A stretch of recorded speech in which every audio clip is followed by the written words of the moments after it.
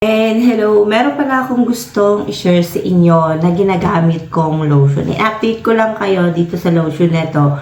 And bagong product din to. And alam niyo naman kung saan ako tumitingin ng mga iba't ibang klase ng product. And alam niyo naman na inababanggit ko to sa lahat ng mga nagiging vlog ko or review ko sa mga product. And sa TikTok siya. And ito yung product na to. Wodora. Bali, Worada pala. Worada. Ayan siya. Yung iba, hindi to kilala. Yung iba, kilala naman. Halos ang daming product na lumalabas. Halos iba-iba na siya. Hindi mo na alam kung ano yung gagamitin mo, kung maganda ba o hindi. Depende na lang sa inyo kung gusto niyo siyang itry or hindi. Halos pare-pares lang ang mga trabaho ng mga product. And magiging okay siya kung magiging okay ba siya sa face mo. Kung magiging partner ba talaga siya ng face mo. Or talagang makakatulong siya sa face mo. Or sa body mo. Sa skin mo. Or kasi depende yan kung anong skincare or kaya skincare body. Ganun.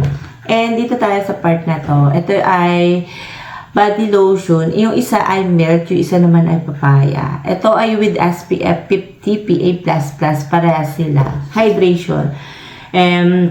Nakakatulong to sa skin, dry skin, ayan, scarly skin, nakalagay dyan. Sa mga scar, meron kang scar, and makakatulong siya. So, ayun, 250 ml tong dalawang to. Halos magkaiba sila.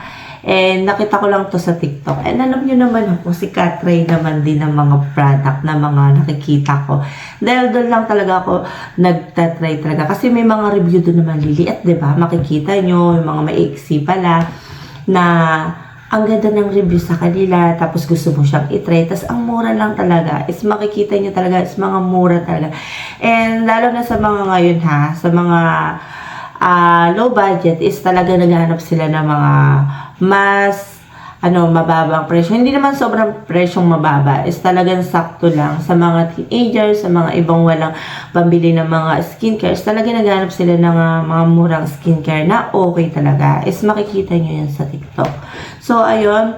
Is ito naman ay magkaiba tong dalawang to. Is pares lang yung trabaho niya sa skin natin. Dahil ito ay sa skin, ang trabaho naman ng ng mga lotion ay magpawala ng mga fine lines, dry skin, is bonus talaga yung mga nakalagay na whitening kasi iba moisturizing lang, pang ganito lang, ganyan. Meron kasing ibang ganon. I mean, totoo naman talaga, moisturizing cream lang, hindi siya whitening, ganon. Ito naman ay whitening lotion siya. Is nakalagay kasi dito, whitening 10 times siya with SPF PA++. Dito muna tayo sa una kong nagamit. Dahil mahilig ako sa mga milk, nagtatry na rin ako ng mga milk na mga sabon, is kasi maganda siya, malambot siya, makinis siya sa face, hindi siya yung banat, ganito, ganyan, sa mga sabon. And ito yung tsura niya, ayan siya, ayan. Nagamit ko na to, matagal na to sa akin, gusto ko lang siya i-update dito sa part na to. And yung ingredients niya dito is di ko na siya iisa-isahin dahil napakaraming ingredients. Ayan. So sa paggamit, pagkatapos nyo mag-shower, kaya maligo, or kaya maghilamos sa gabi, or kaya sa umaga, is talagang maglinis muna kayo bago muna kayo gumamit ng ganito. Importante yun kasi syempre gagamit kayo ng product, tapos pawis na pawis kayo. Ano mangyayari? Di ba malagkit? May nangyayari kasi dahil ang mga pawis natin is pwede makalagkit sa ginamit nating product. Hindi kayo ma-portable. Mas okay na bago linis yung katawan nyo, ma-absorb siya kaagad. Dahil wala na yung mga nasa skin nyo is talagang malinis na and ma-absorb nyo yun na maayos. So, dito tayo sa itsura niya. Ayan. Mabango to. May nakalagay dito ng takip na tinanggal ko na dahil ginamit ko na siya. Ito yung itsura niya. Dahil kanina may nilagay akong product dito, is kanina may mga naging review ko. Pinalawan ko na siya. Ito yung tsura niya. Hindi siya sobrang lagnaw. Sobrang okay lang siya. Stable siya dyan. Ito yung niya. Maputi ba siya sa skin pag ginamit siya? Dapat hindi mo siya sobrang dami dahil mahirapan ka magpa-blend sa skin mo. Ako, konti lang ako maglagay sa part na ganito pagka mahirap siya i-blend para sa akin. Pero pagka ganito karami, itapat mo sa electric fan para madali ma-absorb. Kasi ganun na yung nangyayari. Pag naparami, tapos di mo na maibalik, mas okay na wag mo nang ibalik. Mas wag mo na, okay ibalik pagka nailabas mo na dun sa product. Ayan. Medyo may pagkaputi lang to, mild, sobrang mild lang. Ito yung itsura niya. Mabango siya, amoy yung milk talaga siya. Ayan. Medyo may pagkakonti lang. Ayan, may pagkakonti. Malagkit ba siya nung time na ginagamit ko? Namumuumuo ba siya? Hindi. Kahit pabalik-balik mo siya. Kasi may lotion na namumuumuo. Oh, ayan.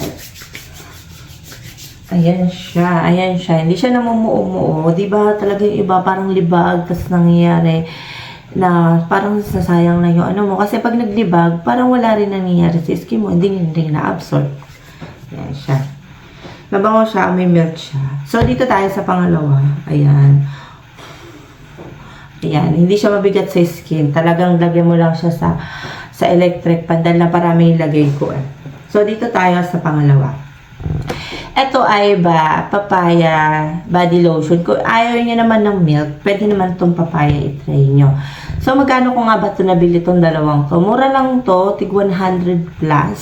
Itong tig-isang to. So, nakapack. Meron siyang, halimbawa, makikita nyo kasi sa TikTok is nakalagay na ganito, kaya isa lang. May partner to na iba, ganito, ganyan. O, so, ayun. Ito kasi namura ko siya nabili is 200 plus, dalawa na to. And ayun yung mga mura talaga pagka napapackage siya ng ganito or kaya ganito, makakatipid kayo kahit magkano, di ba? So 200 ml to and papaya lotion naman to. Halos parehas lang sila na nakalagay dyan. 24 hours intense hydration. Ay nakaka-help siya mag-revive ng skin. Yung pagka super berry, nakalagay din very dry skin siya and scarly skin. Ayan, nakakatulong siya. So, sa likod, hindi ko na siya iisa-isa. And tinignan ko parehas yung ingredients niya. Is halos magkaiba sila. Ayan, papaya kasi to. Meron nangyayari sa ingredients ay parehas ha. Naka-experience na ako ng ganun dati sa mga una ko naging vlog, ng mga naging review is meron akong nakikitang magkaparehas ang ingredients sa iisang product na ganito. Katulad ng Wadara, ganito. Tapos meron siyang kaparehas na lotion. Tapos parehas pala sila ng ingredients. Meron nangyayaring ganun. So, maganda to. Sa barrier ng skin mo, nakaka-smooth siya. Maganda siya. Nakaka-soft siya sa skin mo habang tumatagal. And, tawag dito, nakakawala siya ng dry skin talaga. I mean, dry skin ka. Ayan. Super na-experience ko yung paglambot ng skin ko dito sa milk na to. And halos naman lahat naman ng lotion is malambot sa skin. Meron hindi yung mga parang water lang ang dating, pero parang wala lang nakalagay sa skin mo. Parang yung mga serum body lotion ganon. And yung iba naman ay okay naman. Yung iba talagang parang walang nakalagay sa mo, parang water lang talaga. So ito hindi. Ito yung tsura niya. And alam nyo, lahat ng sasabihin ko is maligo muna kayo. Dahil pag hindi kayo naligo is para malagkit pa rin ang dating. Lalo na sa gabi. Ayan. And ito yung tsura niya. Dahil lalagyan ko na ito isa. Marami na naman akong nalagay. Huwag nyo na ibalik sa lagayan pag marami na. Kalat nyo na lang sa body nyo. Sa mga singit nyo, likod nyo, ganon. And ito siya. Ganito karami. Halimbawa nagmamadali kayo, ganito karami. Ayan, mahirap siya i-blend. Promise. Pero lang yung iba. Ayan, lagay ko na sa binti ko. Nahihirapan ako. Naparami kasi. Yung amoy niya, parang shampoo. Ano siya? Amoy parang amoy fruity. Ganon yung datingan niya. Hindi mo siya, parang maamoy mo siya. Ano yung papaya soap? Parang ganon. Mild lang. Pero mapagka-amoy fruity siya.